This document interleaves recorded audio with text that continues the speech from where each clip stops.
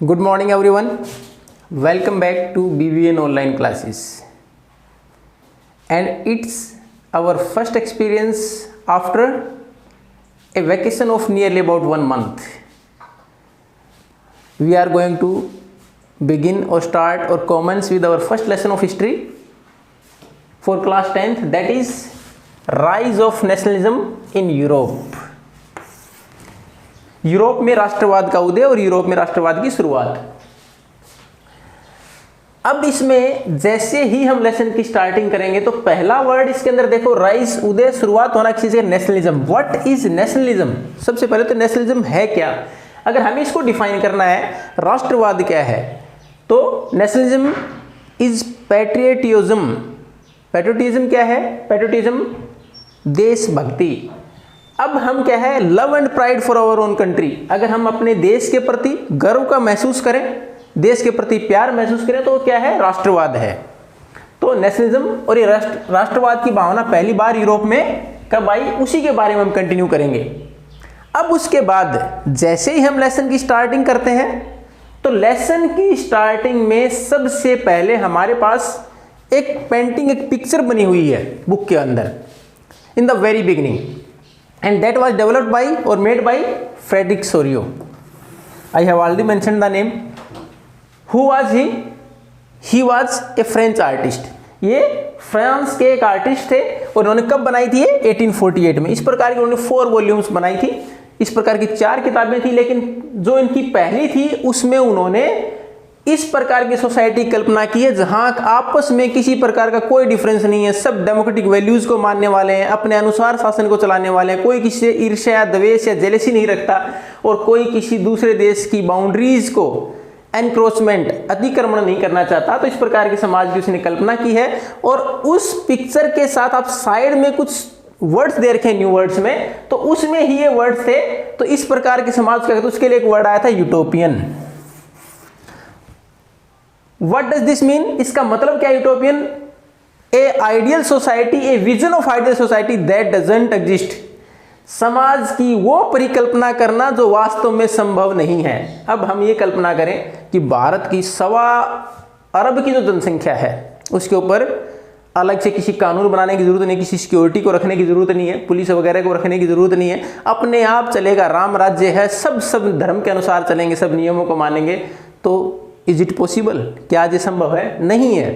तो ये सारा यूटोपियन विजन ही था जो किसके द्वारा बनाया? फ्रेडरिक सोरियो ने जिसकी कल्पना की थी कि समाज अपने अनुसार डेमोक्रेटिक वैल्यूज को अपनाएगा, उसके ऊपर किसी प्रेशर की जरूरत नहीं होगी, न ही कोई देश एक दूसरे के प्रति ईर्ष्या रखेगा, द्वेष रखेगा, ना अपनी बाउंड्रीज को बढ़ाने का प्रयास करेगा। तो ऐसा ही विजन था किसका? फ्रेडरिक सोरियो का। इसको यूटोपियन विजन बोला गया, यूटोपियन विजन जो वास्तव में पॉसिबल ना हो। अब इसके साथ साथ अब हम इसके साथ कुछ फीचर्स दे रखी हैं इस पेंटिंग में, क्या क्या चीजें उन्होंने परिकल्पना की है फ्रेडरिक सोरियो ने। तो आप जैसे उस पिक्चर में देखेंगे तो एक लंबी लाइन में आप देखोगे, लोगों की एक लाइन है, ए लॉन्ग ट्रेन, एक जैसे हमारी ट्रेन के डब्बे होते हैं उसी प्रकार एक लंबी लाइन में है। उसमें वो कहाँ तक गई है लाइन? वो गई है एक statue of liberty. Statue of liberty, statue of liberty किस प्रकार दर्शाया गया है? हम इसको बोलते हैं पर्सोनिफाई।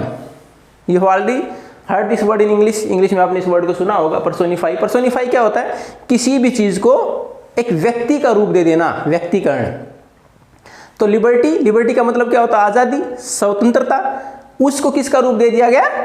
एक व्यक्ति का, एक महिला के तौर पर दिखाया गया उसको। स्टेच्यू ऑफ लिबर्टी वो बनाई गई है, वो फिर वो सारे लोग उसको होमेज दे रहे हैं, यानी उसको श्रद्धांजलि।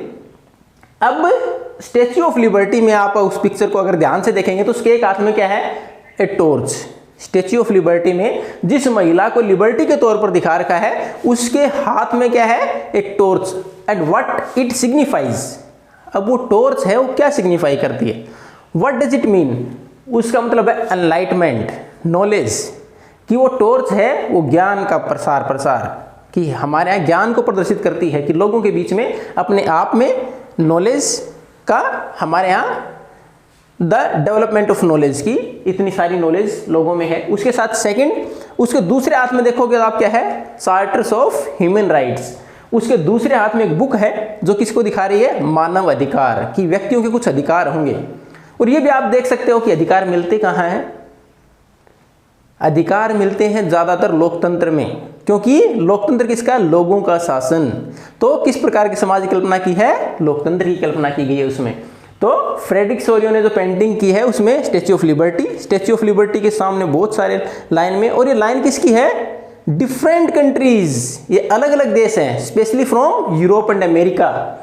तो यूरोप और अमेरिकन कंटिनेंट है, वहाँ के कंट्रीज हैं वो, और उनको आइडेंटिफाई किस प्रकार किया गया है, they are identified by their costumes as well as their flags.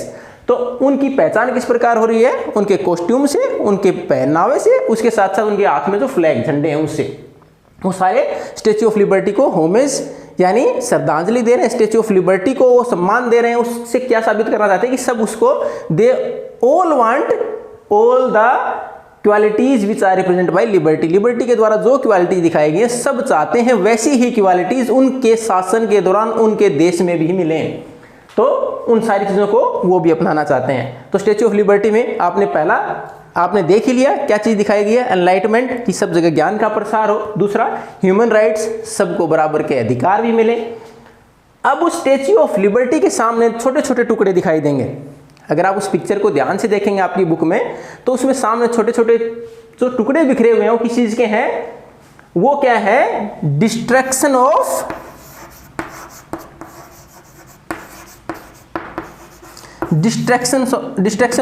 Absolutist institution.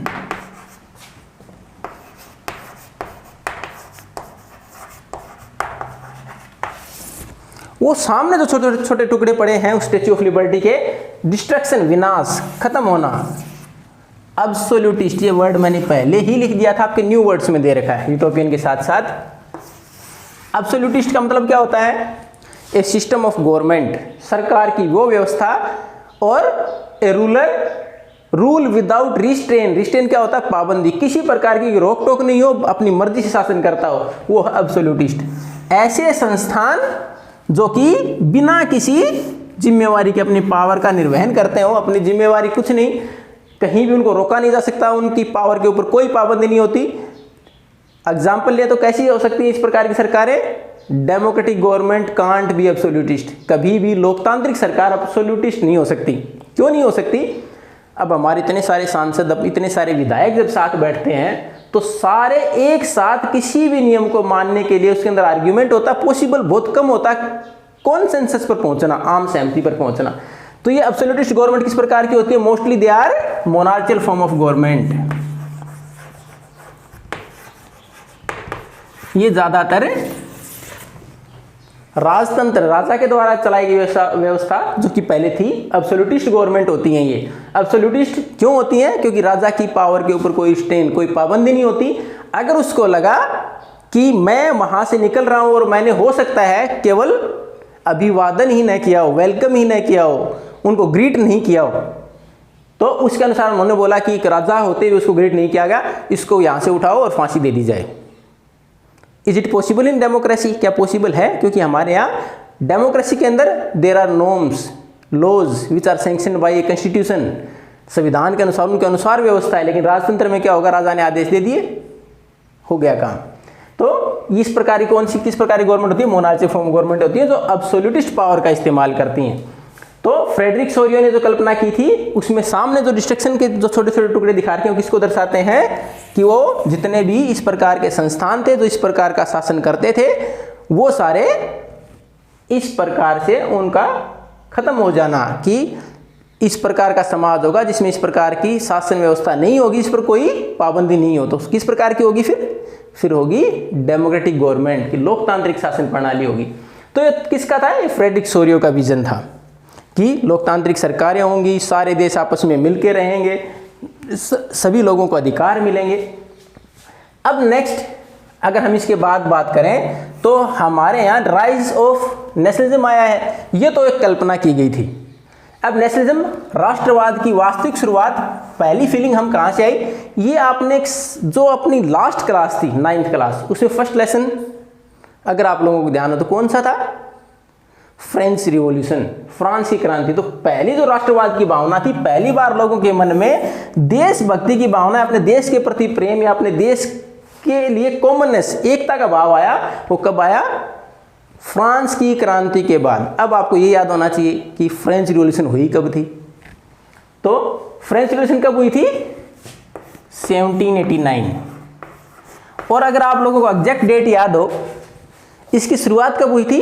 14 July 1789, after the destruction of बैसिले, जो कि एक फोर्ट्रेस प्रिजन था, वहां का जेल था। उसके तोड़ने के बाद राजा के खिलाफ आंदोलन चलाया गया पेरिस में, उसके बाद इसकी शुरुआत हुई थी 1789 में, 14 जुलाई 1789। अब उसके बाद फर्स्ट एक्सप्रेशन आई थी नेशनलिज्म की, राष्ट्रवाद की पहली जो हमारे यहाँ झलक देखने को मिली, कहाँ? यूरोप के अंदर। वो कब आई थी? 1789 की रिवॉल्यूशन के बाद। अब इसमें किस प्रकार आई थी? What are the features which represent nationalism, कि हमें कैसे लगता है कि उस टाइम पर जो पहली बार हमें नेशनलिज्म का एहसास हुआ यूरोप के अंदर, तो किससे रिप्रेजेंट होता है? उस टाइम पर जो व्यवस्था में बदलाव हुए उनसे साबित होता है कि पहली नेशनलिज्म की फीलिंग हमारे यहाँ 1789 में ही आ गई थी। अब उसके एग्जाम्पल देखते हैं किस प्रकार। तो आपने एक वर्ड देखा होगा, 9th क्लास में भी आपने पढ़ा, राजा के शासन के दौरान, उसमें आपने एक वर्ड पढ़ा था ESTAT, state general. And what was it? ये था क्या? In today's government where the laws are made, कानून बनते कहाँ हैं? पार्लियामेंट में। और पार्लियामेंट आजकल क्या है? इलेक्टेड है, वहाँ बहुत सारे मेंबर्स हैं। लेकिन राजा के समय पर बहुत सारे इलेक्टेड मेंबर्स तो नहीं होते थे, लेकिन जब कोई भी रिजोल्यूशन पास करना होता था, नया प्रस्ताव पास करना होता था, स्टेट जनरल की मीटिंग होती थी। It is like a parliament और a court of the king, राजा के दरबार के समान था, वहाँ लोगों को बुलाया जाता था। उसमें आपने एक चीज़ ये भी पढ़ी थी कि उस टाइम पर सभी लोगों को बराबर का अधिकार नहीं था। France was divided into 3 different societies, 3 भागों में बांट रखा था समाज को। First state, second state, third state. और फर्स्ट में nobles, then clergy, then third state common people, वो सारे शामिल थे। और जब वोटिंग की बारी आती तो उसमें not an individual get the right of vote was not given to any individual, किसी व्यक्तिगत को वोट का अधिकार नहीं दिया गया, हर ग्रुप का एक वोट माना जाता। यानी थर्ड स्टेट का एक वोट होगा, क्लर्जी का एक वोट होगा, नोबल्स का एक होगा। Ultimately who is going to pay the taxes? Only third state. तो हमेशा टैक्स बढ़ते क्यों थे? क्योंकि थर्ड स्टेट का एक वोट होता, नोबल और क्लर्जी पर टैक्स लगता नहीं था, वो मेजोरिटी के साथ पास कर देते, बढ़ जाता था। तो स्टेट जनरल क्या था? राजा के द्वारा बुलाई गई सभाएं, कोर्ट, दरबार, जिसके अंदर कोई भी नया प्रस्ताव आगे पास करना होता। अब इस स्टेट जनरल को उन्होंने बदल दिया किसमें? 1789 की रिवॉल्यूशन के बाद। आपको याद है 1791 में एक नया संविधान बनाया गया था फ्रांस के अंदर, और नए संविधान के अंतर्गत एक वर्ड अगर आपको और याद हो तो उस टाइम पर जो वहां की जनता थी, जो वहां के लोग थे, उनको 2 हिस्सों में बांट दिया गया था। कौन कौन से? वो था active and passive citizens.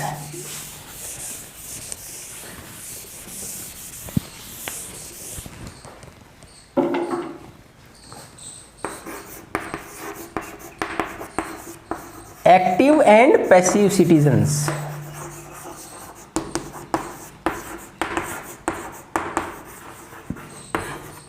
Active citizens who has right to vote, उसकी बहुत सारी कंडीशंस थी। You have already gone through those conditions. The ninth में आप वो सारी कंडीशन पढ़ चुके हैं कि 25 ईयर्स की एज हो, कम से कम एक लेबर की 3 दिन की वेजेस के बराबर हो, टैक्स भी देता हो, महिला नहीं हो।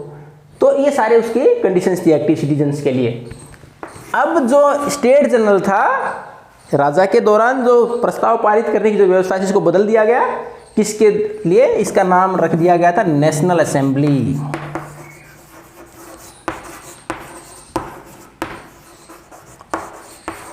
और नेशनल असेंबली में प्रस्ताव किस प्रकार पारित होते? It was a group of elected member by active citizens. यहां जो लोग प्रस्ताव पास करते वो कौन थे? वो इलेक्टेड जनता के द्वारा चुने जाते थे। लेकिन कौन सी जनता? एक्टिव सिटीजन्स के द्वारा।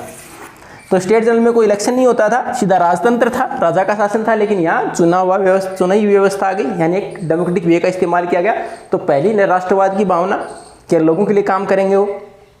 उसके बाद दूसरा, फ्रांस का जो नेशनल फ्लैग था उसको चेंज कर दिया गया।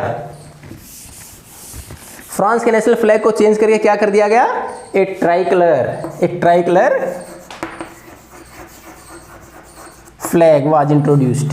नया झंडा बना दिया गया फ्रांस का, पूरे देश की एक पहचान के तौर पर, कि जिस प्रकार हम तिरंगे को देखते ही हम सम्मान से झुक जाते हैं, वैसे ही फ्रांस में भी एक नए झंडे को इंट्रोड्यूस कर दिया, तो पूरे फ्रांस के लिए सम्मान का प्रतीक था। तो पहला कदम उन्होंने उठाया, नेशनल असेंबली, स्टेट जनरल को नेशनल असेंबली में कन्वर्ट कर दिया गया। दूसरा, ट्राई कलर फ्लैग इंट्रोड्यूस कर दिया गया। उसके बाद तीसरा, अब उन्होंने new hymns, you can also call songs, hymns bhajan के लिए इस्तेमाल होता है, लेकिन सॉन्ग्स, न्यू हाइम्स, नए देश के प्रति सम्मान देने के लिए नए गाने बनाए गए, उसके सॉन्ग्स। और उसके बाद नए ओथ्स, देश के नाम पर शपथ खाई गई, कस्में ली गई कि हम देश की रक्षा करेंगे। उसके बाद तीसरा, मार्टिर्स वर कोमेमोरेटेड मतलब उनके साथ उनका स्मरण करना, शहीदों का सम्मान किया गया, शहीदों को याद किया गया देश के नाम पर कि हमारे देश को एक करने के लिए कितने शहीदों ने बलिदान दे दिया, उनको वापस याद किया गया। तो ये सारे मेजर्स। उसके अलावा तीसरा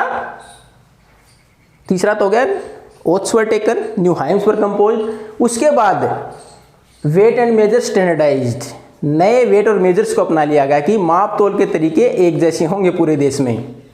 उसके बाद a centralise administrative system was developed, एक सेंट्रलाइज एडमिनिस्ट्रेटिव सिस्टम बना दिया गया ताकि प्रशासन एक जगह से चले और all the citizens are obeyed by the same laws, और सभी नागरिकों को एक जैसे कानूनों के अंतर्गत लाया गया।